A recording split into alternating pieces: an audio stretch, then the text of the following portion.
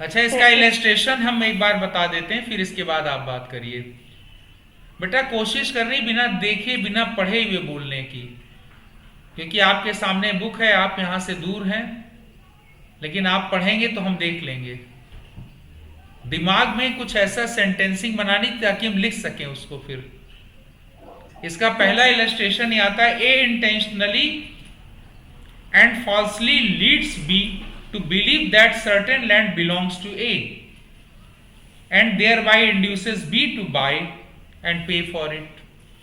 ए ने के जानबूझ करके आशयित, आशय से, इंटेंशनली और झूठ बोल करके बी को कहा कि ये जमीन उसकी है। जब लैंड वर्ड यूज होता तो लैंड के लिए दिमाग में ये मत रखना कि that should be barren land और agricultural land like that. Land का मतलब प्रॉपर्टी से है, ठीक है। उसने विश्वास दिलाया कि आप इस लैंड को परचेज कर लें, इसके लिए पेमेंट कर दें, ये जमीन मेरी है, ये प्रॉपर्टी मेरी है।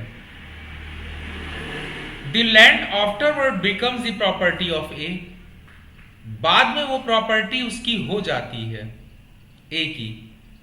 And A seeks to set aside the sale deed on the ground that at the time of sale he had no title. He must not be allowed to prove his want of title. बाद में अगर आपको property acquire हुई किसी भी प्रकार से, तो बाद में आप ये नहीं कह सकते हैं कि जिस समय हमने सेल डीड एग्जीक्यूट किया था, जब बैनामा लिखा था, तामील किया था, उस समय ये संपत्ति हमारी नहीं थी, ठीक है।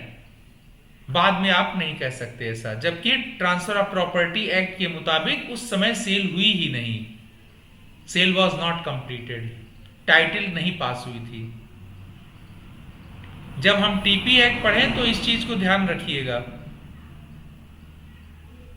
सेक्शन 6 में क्या है, उसके थोड़ा सा, जब टाइटल पास ही नहीं हुई तो बाद में फिर तो सेल डीड सेट असाइड नहीं होगी, उसको रोक दिया। सेट असाइड का मतलब अपास्त करना, उसे कैंसिल करना, ठीक है। अब जरा सा अब अपने लैंग्वेज में, हिमांशी समझ में आ रहा? एस्टॉपेल सर समझ में क्या आएगा, नेटवर्क चला जा रहा था तो जगह चेंज की हमने तुरंत। अच्छा, तो बता देती ना कि यस सर, उधर थे तो फिर इधर आए। हाँ, दूर पे ये सब चीजें रहती हैं प्रॉब्लम।